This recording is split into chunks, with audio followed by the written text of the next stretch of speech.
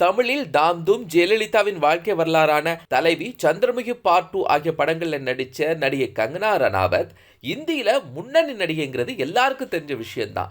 இந்த நேரத்துல கங்கனா ரணாவத் சமீபத்துல ஒருத்தரோடு கைகோர்த்தபடி புகைப்படம் வெளியிட்டு இருந்தாரு. இது அவருடைய காதலர் அப்படின்னு கிசுகிசு வெளியானுச்சு. அவர் அதுக்கு என்னுடைய ஹேர் ஸ்டைலிஸ்ட் இவர் அப்படின்னு ஒரு தகவலை சொல்லி அப்படியே சமாளிச்சாங்க.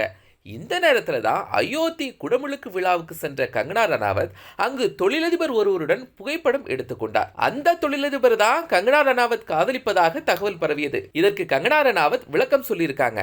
என்ன சொல்லியிருக்காங்கன்னா, தொழிலதிபரை காதலிப்பதாக வெளியான தகவலில் உண்மையில்லை, வதந்திதான். தயவு செய்து பொய் தகவல் பரப்புவதை நிறுத்துங்கள். அந்த தொழிலதிபருக்கு திருமணமாகி குடும்பத்துடன் சந்தோஷமாக இருக்கிறார் அப்படின்னு ஒரு யூட்டர்னை போட்டிருக்கிறாங்க.